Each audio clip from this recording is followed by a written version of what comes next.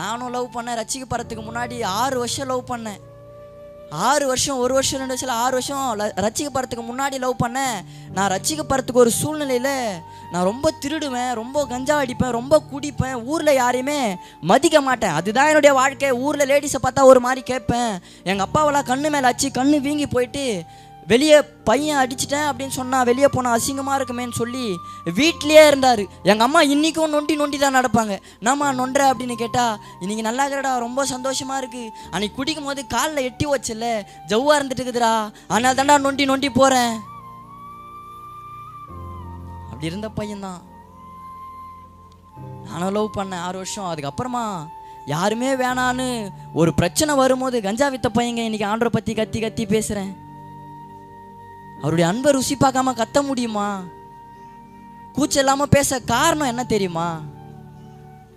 அவருடைய அன்பை அதிகமாக ருசி பார்த்துருக்குறேன்.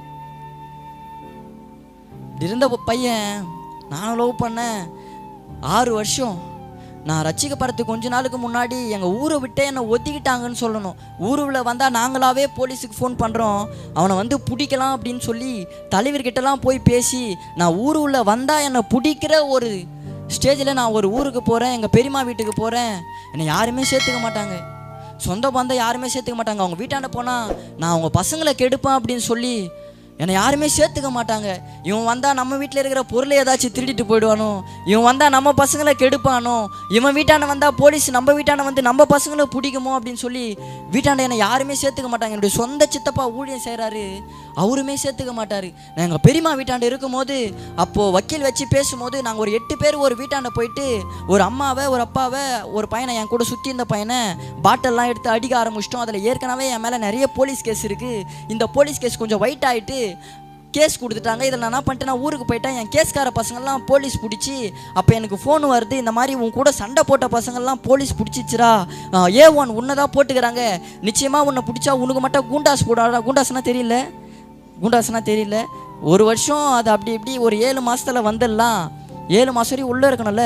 வக்கீல் வந்து என்கிட்ட சொல்கிறாரு, நீ உள்ளே போனால் ஒரு 7 மாதம் இருக்கணும், நானாக கொண்டு போய் விட்டாலும் நீ 7 மாதம் இருக்கணும், அவங்களா வந்து பிடிச்சாலும் நீ 7 மாதம் இருக்கணும், நீ நானாக கூட்டின்னு போய் விட்டேன்னா உன்னை அடிக்க மாட்டாங்கடா, நான் சொல்லி விட்டு வரவான்னு சொல்லும் போது நான் சொல்கிறேன், அப்போ போதை நான் சொல்கிறது தான், நான் எடுக்கிறது தான் முடிவு, நான் பிடிக்கும் போது பிடிச்சிக்கிட்டுனா அவங்க எப்படி பிடிக்கிறாங்க பார்க்குறேன் அப்படின்னு சொல்லி நானும் போலீஸ் வரும் முதல்ல ஓடுறேன். வக்கீல் நான் பண்ணிட்டாருனா நம்ம கூப்பிட்டு இந்த பையன் வரமாட்டானே அப்படின்னு சொல்லி ஸ்டேஷனில் போய் சொல்லிட்டாரு, இந்த மாதிரி தருண் அந்த ஊரில் தான் இருக்கிறான், நீங்கள் போனால் அவனை பிடிக்கலான்னு சொல்லும் போது நானும் எங்கள் அம்மாவை பைக்கில் போயிட்டுருக்குறோம். பைக்கில் போகும்போதே போலீஸ் வந்து கையை பிடிச்சிட்டாங்க. எங்கள் அம்மா பைக்லேருந்து கீழே விழுந்து நீ எப்படின்னா ஓடிடுறா அப்படின்னு சொல்லும் போது அந்த நேரத்துக்கு எங்கள் அம்மாவை கூட பார்க்கல. அம்மா விழுந்துட்டாங்களே, சரி அம்மாவுக்காகவாச்சு மாட்டிப்போம், ஈவு இறக்குமே இல்லாமல் அம்மாவை கூட பார்க்காம ஓடுறேன். எங்கள் அம்மா ஃபோன் பண்ணி அழுகுது, அவங்கக்கிட்ட மாட்டிக்காதடா, நிச்சயமாக அவங்க என்ன பண்ணுவாங்கன்னா கையில் நான் காலை ஓடிப்பாங்க. என்கிட்ட சொல்கிறாங்க நீ எப்படின்னா ஓடிடுன்னு சொல்லும் போது நான் அந்த இடத்துல நிற்கல. சரி அதான் அம்மா பேசுகிறாங்களே அப்படின்னு சொல்லி ஓடிட்டேன். இந்த மாதிரி ஒரு 2 டைம் ஓடும் போது 3ஆவது தடவை எங்கள் பெரியம்மாவே சொல்கிறாங்க, நானும் பசங்களை வச்சுருக்கிறேன்டா, அடிக்கடிக்கு வீட்டான வந்து போலீஸ் வந்து போகுது, உன்னை பிடிக்க வந்து நீ இல்லைன்னு சொல்லி எங்கள் பசங்களை பிடிக்க போகுதுடா, அதுவும் இல்லாமல் அடிக்கடிக்கு வீட்டான போலீஸ் வந்தா எங்களை இந்த ஊர் ஜனெல்லாம் ஒரு மாதிரி பேசுமாடா, நீ எங்கேயாச்சும் போயிடு அப்படின்னு சொல்லும் போது அந்த நேரத்துக்கு எங்கே போகிறதுனே தெரியல. நிச்சயமாக நான் சொல்கிறேன், என்னை யாருமே சேர்த்துக்க மாட்டாங்க. இன்றைக்கும் நான் நிறைய நாள் உட்காந்து யோசிப்பேன், நானா இந்த மாதிரி சர்ச்சில் கத்துறேன், நானா ரோட்டில் கத்துறேன், பொய் இல்லைங்க, இது யாரோ காசு குத்து கூப்பிட்டதுனால வந்தது அப்படிலாம் இல்லை. அதுக்காக அவள் லாங்கிலேருந்து வந்து இங்கே காசு வாங்கின்னு போகணுன்றதுக்காக நாங்கள் வரல, காசு குத்தோம் யாரும் கூப்பிடல. உங்கள் முன்னாடி சாச்சா நிற்கிறேன், வந்து பாருங்களேன், கையை அறுத்து வச்சுருப்பேன், என்னுடைய வயிற்றெல்லாமே அறுத்து வச்சுன்னு இருப்பேன். எங்கள் ஊரில் என்னை சைக்கோன்னு தான் கூப்பிடுவானுங்களே. இப்படி இருக்கும்போது எங்கே போகிறதுன்னு தெரியாமல் ரோட்டில் நின்று அழும்போது தான் எல்லாரும் ஒதுக்கப்பட்ட நிலை, எல்லாரும் தள்ளப்பட்ட நிலை, எல்லாரும் புறக்கணித்து தள்ளப்பட்ட நிலையில், யாருமே இல்லாத சூழ்நிலையில் எனக்கு ஒரு தங்கச்சி இருக்குது. எங்கள் அப்பா அம்மா அந்த பொண்ணு கூட எதுவுமே கண்டுக்காமல் எங்கேயோ ஒரு ஊரில் விட்டு என் கூடவே இருந்தாங்க. அப்போ ரோட்டில் நின்று அழும்போது தான் என்ன ஒரு ஊழியக்காரர் கூப்பிட்டு என்னை பார்க்காத ஒரு ஃபாஸ்ட் ஐயா கூப்பிட்டு சர்ச்சில் படுக்க வச்சார். எதுக்காக தெரியுமா அதை சொன்னேன், என்னடா லவ் பண்ணுறேன்னு சொல்லிட்டு இதெல்லாம் சொல்லின்னு வரையே அப்படின்னு சொல்கிறீங்களா அப்படின்னு ஒரு சிலருக்கு கேள்வி இருக்கும். நான் அதை உணர்கிறேன், ஏன்னா அது மேலே நம்ம கொஞ்சம் ஆர்வமாக இருப்போம்ல. எதுக்காக தெரியுமா அதை சொன்னேன், யாருமே இல்லாத நிலையில் அன்றைக்கி என் கையில் ஃபோனும் இல்லை, அந்த பொண்ணுக்கும் எனக்கும் பேசக்கூடாத ஒரு சூழ்நிலை. அந்த பொண்ணை எனக்கு தரவே மாட்டாங்க. நீ செத்தா கூட செத்துரு. அந்த பொண்ணு 3 தடவை சூசைடில் அட்டன் பண்ணிச்சு, செத்தாலும் சாவு. ஆனால் அவனுக்கெல்லாம் உன்னை கட்டி வைக்க மாட்டேன் அப்படின்னு சொல்லிட்டாங்க. ஏன்னா அப்படிலாம் இருந்த பையன். ஆனால் இப்படி இருக்கும்போது அந்த பொண்ணை என் கூட பேச விடலை, நானுமே அந்த பொண்ணு கூட பேசலை. இப்படிப்பட்ட சூழ்நிலையில் யாருமே எனக்கு இல்லையேப்பா, ஆனாப்பா இந்த நேரத்துக்கு யாருமே வந்து என்கிட்ட பேச மாட்டாங்களா, இதுக்கு ஒரு முடிவே இல்லையா, இல்லை நம்மளை போலீஸ் தான் பிடிக்குமா, இல்லை நம்ம ஊரை சுற்றி சண்டை போட்டிருக்கிறோம், அங்கே போனால் நிச்சயமாக என்னை பசங்க கொலை பண்ணுவானுங்க. அந்த மாதிரி தான் நான். கஞ்சா விற்கிற பசங்கன்னா ஆப்போசிட்டு நிச்சயமாக எப்படி இருக்கும்னு தெரியும். நிறைய டைம் கத்தி எடுத்துன்னு என்னை வெட்ட வரும் போதெல்லாம் ஓடி இருக்கிறேன். இந்த லாஸ்ட்டாக ஒரு சண்டை போட்டு நான் ஊருக்கு போனேன்னு சொன்னேன்ல, அது வந்து என்னை கொலை பண்ண வரும்போது அந்த இடத்துல ஓடி என்னையே கொலை பண்ண வந்துட்டானுங்களே, நம்ம போய் அவங்க வீட்டாண்ட போய் ஏறி அவங்கள யாராச்சும் கொலை பண்ணிட்டோம்னா பயந்துருவாங்க வாடா அப்படின்னு சொல்லி நாங்கள் போன இந்த டீமு தான் சண்டை போட்டு லாஸ்ட்டாக வந்தேன். அதனால தான் அவங்க வீட்டாண்ட போய் சண்டை போட்டோம். நான் ஃபஸ்ட் அப்படியே மொட்டையாக சொல்லிட்டேன், போயிட்டு ஒரு வீட்டாண்ட சண்டை போட்டேன். எதுக்காக சண்டை போட போனேன்னா, கஞ்சா விஷயத்தில் என்னை கொலை பண்ணணுன்னு வரும்போது நான் அந்த இடத்துலேருந்து ஓடி அவனுங்க என்னடா நம்மளை கொலை பண்ணது, நம்ம பண்ணலாம் வாடா அப்படின்னு சொல்லி நாங்கள் போயிட்டு சண்டை போட்டது தான் அது. நாங்கள் வரும்போது அந்த பையன் வீட்டில் இல்லை, நாங்கள் வரது தெரிஞ்சு போயிட்டுருக்கிறோம். அவங்க வீட்டில் இருக்கிறவங்கள போட்டு அடிக்க ஆரம்பிச்சிட்டோம். இப்படிப்பட்ட சூழ்நிலையில், பேச முடியாத ஒரு சூழ்நிலையில், பேசவே முடியல. அப்போது நான் என்ன பண்ணிட்டேன்னா, சர்ச்சுக்கு வந்து சர்ச்சில் உட்காரும் போது நானாகவே எனக்குள்ளே யோசிக்கிறேன், நிறைய டைம் நம்மளை நம்ம ஊர் சர்ச்செல்லாம் கூப்பிட்டுருக்குறாங்களே, நம்ம போக மாட்டோமே, எனக்கு சபைனா பிடிக்காது. என்னுடைய சொந்த சித்தப்பா ஊழியம் செய்கிறாரு, ஒரு நாள் வழிப்பறி பண்ணுவேன், இந்திக்காரங்கிட்டலாம் ஃபோனு காசெல்லாம் பிடுங்குவேன். இப்படி பிடுங்கும் போது நைட்டு ஒரு 10 மணிக்கு நான் சர்ச்சு பக்கமாக வரும்போது ரொம்ப மழை. நாங்கள் ஒரு 3 பேர் வரும்போது ரொம்ப மழை, எல்லாருமே நின்றுட்டோம். நிற்கும் போது எங்கள் சித்தப்பா என்ன பண்ணுறாருனா, டே நீங்கள் சர்ச்சில் வந்து ஜபம் பண்ண வேணாம், எதுவும் பண்ண வேணாம், சர்ச்சில் வந்து சும்மா உட்காருடா அப்படின்னு கூப்பிடும்போது என் கூட இருந்த பசங்க போயிட்டானுங்க. சர்ச்சு உள்ள அவன் வந்தான், இன்னைக்கு இல்லை, அவன் செத்துட்டான். 1 மாதம் ஆகுது ஆக்சிடெண்ட்டில் இறந்து. நாங்கள் 3 பேர் போகிறோம். அதான் சொன்னாங்களே, பாவத்தின் மரணம் சம்பளம். ரசிக்கப்பட்டேன், என் கூட ஒன்றா இருந்தான். நான் வெளியே வந்ததுக்கப்புறம் எங்கள் மாமாவே கொலை பண்ணிட்டு நல்லா ஊரில் கெத்தாக சுற்றினான். அவனை நினச்சிருந்தான் நம்மளை யாரும் நம்ம கொலை பண்ணிட்டல, நம்மளை வெட்டுறதுக்கு ஆள் யாருன்னு. அவனாவே லாரியில் எடுத்துன்னு போய் விட்டு அவனாவே செத்தான். ஹாஸ்பிட்டலில் இருக்கும்போது காலை தூக்கி பிடிக்கிறேன், தரேன் காலை தூக்கி பிடிறான்னு சொல்லும்போது தூக்கி பிடிக்கிறேன். சரி பொழைச்சிப்பா, நான் கை வச்சு அப்பயும் ஜெபம் பண்ணுறேன். பா நான் வந்துட்டல, என் கூடவே இருந்தான்ப்பா, இந்த ஒரு தடவை மட்டும் அவனை எப்படியாச்சும் அவன் உயிரை காப்பாற்றிட்டீங்கன்னா நிச்சயமாக அவனை நான் ரட்சிப்பின் பாதியில் நடத்துவோம்ப்பா. எனக்கு தான் வசனம் தெரியல, நான் நிச்சயமாக அவன்கிட்ட பேசுகிறேன்ப்பா, எத்தனையோ முறை சொல்லியிருக்கிறேன் தான், ஆனால் அந்த ஒரு முறை அவனை கொடுங்கப்பா. ஜெபம் பண்ணிட்டு வந்தேன். மறுநாள் கோர்ட்டுக்கு போயிட்டேன். அதுக்கு மறுநாள் 3 பேர் இப்போ பைக்கில் விழுந்தாங்க. அதில் ஒரு அண்ணா இறந்துட்டாருன்னு காலையில் தூங்குறேன். எங்கள் அப்பா வந்து எழுப்புறாரு, இந்த மாதிரி முரளி இறந்துட்டான்டா அப்படின்னு சொல்லும் போது காலையில் ட்ரெஸ் எல்லாம் போட்டுன்னு போயிட்டு, சரி அதான் முரளி அண்ணா இறந்துட்டாரே, நம்ம ஃப்ரெண்டை பார்ப்போன்னு போய் பார்க்கும்போது அவனுமே இறந்துட்டுக்கிறான். டாக்டர் கூப்பிட்டு உனக்கு என்னப்பா வேணும் அப்படி சொல்லும்போது, என் ஃப்ரெண்டு தான் ஒன்றா தான் இருப்போம் அப்படின்னு சொல்லும்போது, அவன்லாம் பிழைக்க மாட்டான்ப்பா, அவங்க அம்மா கிட்ட சொன்னால் சும்மா அழுகுறாங்க, செத்துட்டான். ஒன்றா இருந்தோம். பாவத்தின் சம்பளம் நிச்சயமாக மாறணும், மாற்ற முடியாது. என் கண்ணுக்கு முன்னாடி பார்த்த இந்த சம்பவத்தை ரொம்ப ஆடினான். நம்ம தான் கொலை பண்ணிட்டல, நம்மளை பண்ண யார் இருக்கா இந்த ஊரில், ரொம்ப ஆடினான். அவனை யாரும் பண்ணலை, அவனாவே போய் செத்தான். நாங்கள் சர்ச்சு உள்ளே போகும்போது என் சித்தப்பா கூப்பிடும் போது, அப்போது இவனுங்க எல்லாமே போயிட்டானுங்க, உட்காந்துட்டானுங்க. அப்போ எங்கள் சித்தி வந்து கெஞ்சுறாங்க, இந்த ஒரு தடவை வாடா, சும்மா வந்து உட்காரா, நீ சர்ச்சுக்காடா வந்திருக்கிற, மழை பெய்யுதுல, சும்மா வந்து உட்காரணும் போது நான் அந்த சர்ச்சு சுற்றி வரேன். சர்ச்சு உள்ள போல, எனக்கு சர்ச்சுனா பிடிக்காது, நான் போக மாட்டேன். குச்சின்னு கஞ்சாச்சின்னு உட்காந்துருக்கும் போதெல்லாம் என் சித்தப்பாலாம் இந்த பாக்ஸ் எல்லாம் தூக்கின்னு போனால் கிண்டல் பண்ணுவேன். இதோ போகிறானுங்க வர்றா நாத்திகவனா, இவனுக்கு வேறு வேலையே இல்லை போல, பாக்ஸு கம்பினா தூக்கின்னு ஊராக ஓடுறாங்க. கிண்டல் பண்ண பையன் நான். இப்படி இருக்கும்போது அன்றைக்கி போய் யாருமே இல்லாத சூழ்நிலையில், யாருமே எனக்கு அடைக்கலமாக இல்லாத நேரத்தில் என்னை பார்க்காத ஒரு ஊழியக்காரரு, என்னை பார்க்காத ஒரு ஃபாஸ்டர் ஐயா என்னை கூப்பிட்டு சர்ச்சில் படுக்க வச்சு அன்பாக பேசினார். அப்போ தான் யோசித்தேன், நானும் 3 வருஷமாக மதத்தை பற்றி பேசுகிறேன்னு யாரை தப்பாக நினைக்கவேனா. 3 வருஷம் நான் ஐயப்ப சாமிக்கு மாலை போட்டுக்கிறேன், 3 வருஷம் ஓம் சக்தி தாய்க்கு மாலை போட்டிருக்கிறேன். எங்கள் அம்மா மேலே அந்த விக்கிரகம் இறங்கி, அந்த சாமி இறங்கி எங்கள் ஊருக்கே குறி சொல்லும். ஆனால் என்னை மாற்றணும். எங்கள் அப்பா அழுது, நீ உன் மேலே இறங்கி எங்கள் ஒய்ஃப் மேலே இறங்கி ஊருக்கே குறி சொல்கிறல, ஆனால் எங்கள் வீட்டில் ஒரு பையன் இப்படி இருக்கிறானே, அவனை மாற்ற முடியாதா அப்படின்னு கேட்கும்போது, அவனை மாற்றணுன்னா 8 ஊர் மோளை வைக்கணும், 8 ஊரை சுற்றி வரணும், அப்போ மட்டும்தான் அவன் மாறுவான் அப்படின்னு எங்கள் அம்மா மேலே இறங்கின அந்த அந்த சாமி சொல்லிச்சு. அப்போ தான் உட்காந்து யோசிக்கிறேன், நிறைய இடத்துக்கு போயிருக்கிறோம், நம்மளை மட்டுமே யோசிப்போம். ஒரு கோவிலுக்கு போனால் கூட எனக்கு இதை செய்யுங்க, எனக்கு இதை செய்யுங்க, இப்படி தானே கேட்குறோம். ஆனால் இன்னைக்கு இந்த கூட்டை வைக்க காரணம் என்ன தெரியுமா? நான் பாவத்தை விட்டு வந்துட்டேன், ஆனால் அது என்னோட போகக்கூடாது, பாவத்தில் இருக்கிற பசங்க மாறணுன்ட்டு அந்த விருப்பம் தான் இன்னைக்கு இந்த கூட்டம். ஆமாம், காணிக்கை எடுக்க போகிறாங்களா, காணிக்கை கொடுக்க போகிறீங்களா? ஒன்றுமே இல்லை, நாங்கள் மாறிட்டோம்ல. இந்த பாவத்தில் நீங்கள் இருக்கக்கூடாதுன்றது தான். நம்ம கோவிலுக்கு போனால் நம்மளை மட்டும்தான் யோசிப்போம், எனக்கு இதை பண்ணுங்கப்பா, எனக்கு இதை பண்ணுங்க, எனக்கு இதை நம்மளை மட்டுமே நம்ம கேட்போம். ஆனால் கிறிஸ்டியானிட்டி மட்டும்தான், இந்த கிறிஸ்தவம் மட்டும்தான், நான் இல்லை, என்னை போல் எல்லாரும் மாறணும் அந்த நினைப்போம், அந்த சிந்தையும் இருக்கும். யாருமே சொந்த பந்தம் யாருமே இல்லை. எங்கள் அப்பா கூட பிறந்த தம்பி என்னை சேர்க்கலை, எங்கள் அம்மா கூட பிறந்த அக்கா என்னை சேர்க்கலை. யாருனே தெரியாத ஒரு ஊழியக்காரர் என்னை கூப்பிட்டு அன்பாக பேசி 6 மாதம் கிட்ட என்னை சர்ச்சிலே இருக்க வச்சார். அப்போ தாங்க இந்த கிறிஸ்துவை ஏற்றுக்கினேன். இப்படிப்பட்ட சூழ்நிலையில் வரேன் லவ்வுக்கு. இப்படிப்பட்ட சூழ்நிலையில் நான் ரசிக்கப்பட்டு நான் ஏசப்பா அன்பை அதிகமாக ருசி பார்க்க ஆரம்பிச்சிட்டேன். என்னை மிரட்டின போலீஸு, என்னை தெத்தனை போலீஸு, என்கிட்ட ஃபோன் கூட இல்லை, அவங்க தான் பிடிங்கி வச்சுருந்தாங்க. நான் சர்ச்சுக்கு போகிறேன்னு கேள்விப்பட்டு, நான் மாறிட்டேன்னு கேள்விப்பட்டு, அந்த பையன் இப்போ அமைதியாக யார் கூடயுமே சேரதில்லை.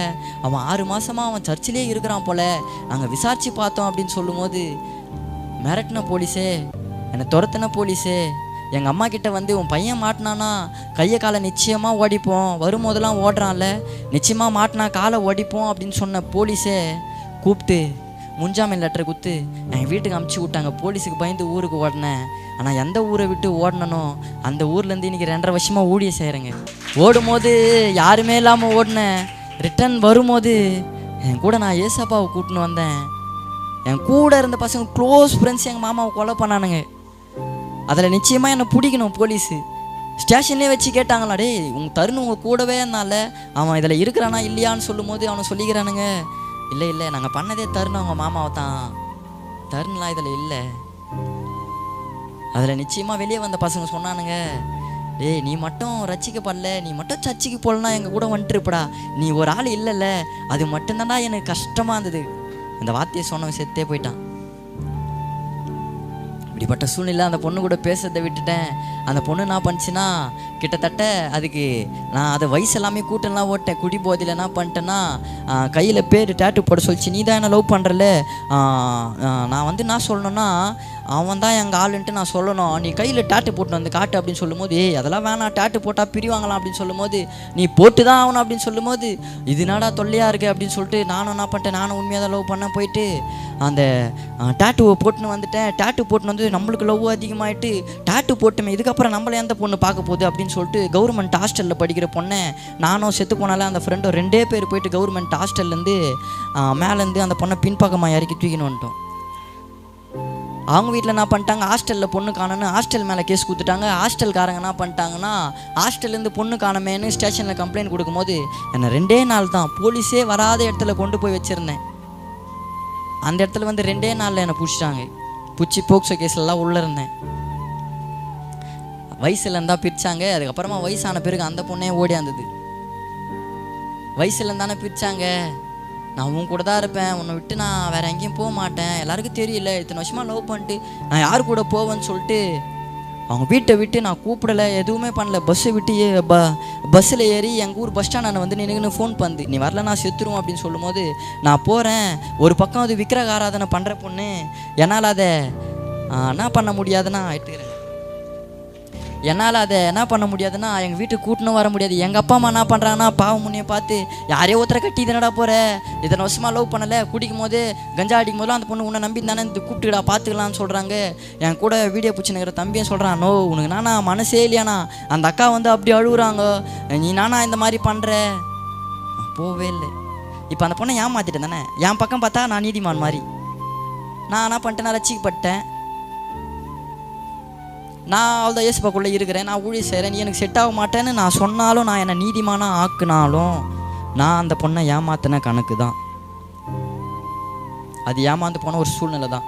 நான் அனுப்பிவிட்ட மறுநாள் அந்த பொண்ணுக்கு அவருடைய தாய் மாமாவை கல்யாணம் பண்ணி வச்சாங்க. மூளை வளர்ச்சி கம்மி, பைத்தியம் அந்த ஆள். இந்த பொண்ணுக்கு 18 வயசு, அவருக்கு 32 வயசு. கல்யாணம் பண்ணி வச்சாங்க. அந்த பொண்ணு ஏமாந்து போன சூழ்நிலை தானே. ஒருத்தரை நம்பி போனா என் வாழ்க்கைக்கு நானாவே உன்னை தேர்ந்தெடுப்பேன்னா இப்படிப்பட்ட சூழ்நிலை வரும். சிம்சோனுக்கு வந்தது சாகத்தக்கதா. யாருக்கிட்ட போய் அழுவுது தெரியல. என் சொந்த பந்தமே சபிக்கிறாங்க. ஊழியம் சேரல, நிச்சயமாக பாரு நீ ஆண்டவர்கிட்ட பதில் சொல்லுவேன், அந்த பொண்ணை நீ இந்த மாதிரி பண்ணிட்டல. யாருக்கிட்ட போய் சொல்ல தெரியல. எங்கள் அம்மா கிட்ட எழுப்பி கேட்குறேம்மா, நானாம்மா தப்பு பண்ணிட்டேன், நானாம்மா ஏமாற்றிட்டேன் அப்படின்னு கேட்கும்போது, நீ என்னடா பண்ண, அவங்க வீட்டில் தரல, அதுக்கு நம்ம என்னடா பண்ண முடியும், விட்றா அப்படின்னு சொல்லும்போது என் கூட இருக்கிற பசங்களே ஒரு மாதிரி பேச ஆரம்பிச்சானுங்க. யார்கிட்ட போனால் அதுலேருந்து நான் வெளியே வருவேன்னு தெரிய முடியாமல் சர்ச்சு சாவி வாங்கி சர்ச்சில் போய் விழுந்து கிடந்து அழுதேன். நான் உனக்கு மனசே இல்லைன்னு சொன்னாலே தம்பி, அவன் வந்து நான் அழுறதை பார்த்துட்டு, நான் உன்னா அது போனா போட்டோம், இதுக்கப்புறம் நீ அழாத அனுப்பிவிட்டேன். அதுக்கப்புறமா அந்த பொண்ணு என் பக்கம் வரல. எதுக்கு தெரியுமா சொல்கிறேன், எல்லாத்தையும் அவர் மாற்றுவார். யார்கிட்ட சொல்கிறதுன்னு தெரில, அவர்கிட்ட போய் சொல்லிட்டு அழுதேன், மாற்றினார் எல்லாத்தையும். சிம்சோன் அவராகவே போய் சூஸ் பண்ணார். செத்துலாம் போல, எதுக்கு இந்த வாழ்க்கை, எதுக்கு இந்த வாழ்க்கை, இப்படிப்பட்ட ஒரு நிலை வரும். உன் முன்னாடி நிற்கிற சரியான சைக்கோங்க. நான் பிச்சைக்காரங்க ரோட்டில் நாங்கள் வழிப்பறிக்கு போகும்போதெல்லாம் அந்த நேரத்துக்கு காசு இல்லைன்னா ரோட்டில் பிச்சை எடுப்பாங்களே, அந்த பிச்சை எடுத்துன்னு உட்காந்து இருந்தால் அவங்கக்கிட்ட ஆச்சு காசு பிடுங்குவோம். ரோட்டு ஓரத்தில் இந்த கோவில் ஓரத்துலாம் பொட்டி கடை இருந்தேன்னா அதெல்லாம் கல்லை தாச்சு வச்சு அதில் இருக்கிறதெல்லாம் திருடுவோம். வெட்டிலாம் ஃபோனை பிடிங்கிருக்கிறேன். அப்படிப்பட்ட என்ன தான் அவர் மாற்றினார். எதுக்காக தெரியுமா சொல்கிறேன், அதெல்லாம் விட்டு தூரம் வந்து நான் ஒருத்தருடைய அன்பை ருசி பார்த்து உங்ககிட்ட பேசுகிறேன். நீங்களாவே உங்கள் வாழ்க்கைக்கு ஒன்றை சூஸ் பண்ணுவீங்கன்னா நிச்சயமாக அது ஒரு நாள் இப்படிப்பட்ட ஒரு சூழ்நிலையில் நிச்சயமாக வந்து முடியும். ஏன்டா இப்படிப்பட்ட ஒரு வாழ்க்கை வாழ்ந்துட்டோம், நம்ம செத்துடலாம் போலையே, வரும், நிச்சயமாக வரும். அதில் எந்த மாற்றமும் இல்லை. ஒன்றுமே இல்லாததான் உங்கள் வாழ்க்கை. நீங்கள் அழணும், நீங்கள் சாகணுன்றதுக்காகவே பிசாசு எதையாச்சும் ஒன்று எடுத்துன்னு வந்து காட்டுவான். ஒரு நாளும் நம்ம அதிகமாக நேசிக்கிறவங்க ஒரு சூழ்நிலை வரும்போது அவங்க விட்டு போகும்போது நம்மளை என்ன தெரியுமா பண்ணுவாங்க, நான் நிறைய லவ் பண்ணிக்கிறேன், அந்த பொண்ணு ஆர்வம் லவ் பண்ணால் நான் சைட்லலாம் நிறைய வண்டி ஓடுன்னு இருந்தது, நம்ம நல்லா பேசின்னு இருக்கும்போது நம்ம அவங்க விட்டு தூரம் வரும்போது நம்ம சொல்லக்கூடிய ஒரு காரணம் என்ன தெரியுமா, நம்ம மேலே அவங்க அன்பாகவே இருந்தாலும் அவங்கள ஏதாச்சும் ப்ளைம் பண்ணுறதா பார்ப்போம், ஏதாச்சும் பழி சொல்லணும், நீ இதை பண்ணலை அதனால எனக்கு பிடிக்கல. ஒரு காலம் வரும்போது நம்மளை இப்படி தான், நம்ம நல்லாவே பேசினாலும் நம்ம நல்லாவே பழகிருந்தாலும் நம்மளை விட்டு தூரம் போகும்போது நம்மளை ப்ளைம் பண்ணிட்டு தான் போவாங்க. அனுபவப்பட்டவங்க நிச்சயமாக இருப்பீங்க. இதெல்லாம் அனுபவப்படாத ஆள் யாரும் இருக்க முடியாது. நம்மளை விட்டு ஒரு அன்பு தூரம் போகுது அப்படின்னும் போது சும்மா போக மாட்டாங்க, ஏதாச்சும் பழி சொல்லிட்டு தான் போவாங்க. என்னுடைய வாலிப பிரயாசத்தில் யாரை நம்பியும் போய் விழுந்துடக்கூடாது. பிசாசு இப்படி தான் வைப்பான் கண்ணி. ரட்சிக்கப்பட்டவனுக்கு அனுதினமும் கண்ணி. இந்த கண்ணியை தாண்டி தான் போகணும். ஏதோ ஒரு நாள் ஏதோ பார்த்துட்டு இந்த கண்ணியை வச்சுட்டு போகிறது அப்படிலாம் பண்ண மாட்டான். ஒவ்வொரு நாளும் வைப்பான் கண்ணியை. இந்த கண்ணியை தாண்டி தான் போகணும். நான் இந்த அளவு பேசியிருக்க மாட்டேன். நிச்சயமாகவே அக்காவுக்கு நான் எதை சொல்லி அவங்கள நன்றி சொல்கிறதுன்னு தெரியல. உண்மையாகவே அவங்க அதெல்லாம் பண்ணி காட்டும் போது நான் பின்னாடி உட்காந்து அழுதுன்னு இருந்தேன். என்னால் அதை தாங்கவே முடியல. நான் இந்த அளவு பேச காரணம் ஒரு வேளை அதை அவங்க பண்ணி காட்டலாம். நிச்சயமாக நான் இதை பேசியிருக்க மாட்டேன்றதை விட என்னை கொண்டு ஆவியானவர் இதை பேசியிருக்க மாட்டாருன்றது தான் உண்மை. அந்த இடத்துல தான் என்னை ஒப்பு கொடுத்தேன். எதை பேசணுன்னு நீங்கள் சித்தமாக இருக்கிறீங்களோ அதை பேசுங்கப்பா. நானாவே உன்னை கொண்டு வந்து எனக்கு வசனம் தெரியுன்றதுக்காக நானாவா உன்னை கொண்டு வந்து நான் பேசிடக்கூடாது. இவங்க கிட்ட நீங்கள் எதை பேசுனா இவங்க மனசில் ஒரு மாற்றம் உண்டாகுமோ நீங்கள் அதை பேசுங்கப்பா. இதுக்கு மேலே நாங்கள் உதாரணம் வேணும். ஒரு குச்சி இருந்தவன், கஞ்சா வச்சிருந்தவன் ஜெயிலில் இருக்கும் போதெல்லாம் என்ன எங்கள் ஊர் ஆளுங்கெல்லாம் சொல்லுவாங்களாம். எங்கள் அப்பா என்னை ஜெயிலில் பார்த்துட்டு வந்து சொல்லுவார், உன்னை வெளியே எடுக்கணுமா வேணா வாடா அப்படின்னு கேட்கும்போது, பா நான்ப்பா இப்படி கேட்குறேன், இந்த ஒரு தடவை மட்டும் எடுத்து விட்டுருப்பா அப்படின்னு சொல்லும்போது எங்கள் அப்பா சொல்லுவார், ஊர் ஆளுங்களாம் என்ன சொல்கிறாங்கன்னா, அந்த பையனை நீ வெளியே எடுத்தா அவன் ஒழுங்காவா இருக்க பாறான், நீயும் காலத்துக்கு ஜெயிலில் இருந்து அவனை வெளியே எடுக்கிற, அவன் திருப்பியும் வரான், திருப்பியும் பசங்க கூட சேர்றான், திருப்பியும் குடிக்கிறான், திருப்பியும் கஞ்சா அடிக்கிறான், திருப்பியும் சண்டை போடுறான், திருப்பியும் ஜெயிலுக்கு போகிறான், திருப்பியும் நீ எடுக்கிற, திருப்பியும் வந்து அவன் அதை தான் பண்ணுறான். எதுக்காக அவனை வெளியே எடுக்கணும்? அவனுக்கு ஒரு தங்கச்சி இருக்குல்ல, அந்த பொண்ணை கல்யாணம் கொடுத்ததுக்காக எதனா பண்ணலாம்ல. ஏன் அவனையே பார்க்குறீங்கன்னு சொல்லிட்டு எங்கள் அப்பா இதெல்லாம் சொல்லிட்டு அழுவார். வெளியே வருவேன், திருப்பி அதையே தான் பண்ணுவேன். யாரும் என்னை மாற்றலை. என்னை ஒருத்தர் மாற்றினார். அவரை தான் உங்கள் மத்தியில் நான் அறிமுகப்படுத்துகிறேன். அந்த கிறிஸ்துவை தான் உங்கள் மத்தியில் நான் அறிமுகப்படுத்துகிறேன். நிச்சயமாக அவர்கிட்ட வரும்போது நம்மளுக்கு தேவையானது அவரு கொடுப்பாருங்க. அவரு கொடுத்தாருன்னா அது ஆச்சரியமாக இருக்கும், அது அதிசயமாக இருக்கும். நானாகவே போகிறது நிச்சயமாக அது என்னுடைய வாழ்க்கையில் அது சந்தோஷத்தை தராது. நான் சந்தோஷமாக இருக்கவும் மாட்டேன். தேவையில்லாதெல்லாம் இனிமே நானாகவே இதுதான் எனக்கு நானாக பார்க்க மாட்டேன்ப்பா. நான் உங்களை பார்க்குறேன். எனக்கு தேவையானது அது உங்கள் கிட்டேருந்து வரும்பா. காலையில் மேலே எங்கள் அம்மா கஞ்சா கவரில் வச்சுன்னு ஓன்னு அழுவோம். நாடா கவர் இது எங்கள் அம்மாவுக்கு தெரியும் அது கஞ்சா கவர்னு. காலையில் வச்சுன்னு அழுவோம். பொய் சாட்சிக்காரன் ஆக்கினிக்கு தப்பான். ஆணுடைய வசனத்தை சொல்லும் போது பொய் சொல்லுவோன்னு நீங்கள் நினச்சிங்கன்னா அது உங்களோட போட்டோம். காலையில் கஞ்சா கவர் வச்சுன்னு எங்கள் அம்மா அழுவாங்க. நைட்டு வந்து நான் போதையில் அப்படியே படுத்துருவேன். காலையில் அந்த கவர்லாம் வச்சு எங்கள் அம்மா அழுவாங்க. என்னடா கவர் இது, ஏன்டா இது அம்மா எத்தனை போய் அதை எங்கன்னா சொல்ல முடியுமா? பையன் வேறு ஏதாச்சும் தப்பு பண்ணால் பக்கத்து வீட்டில் போய் சொல்லலாம்.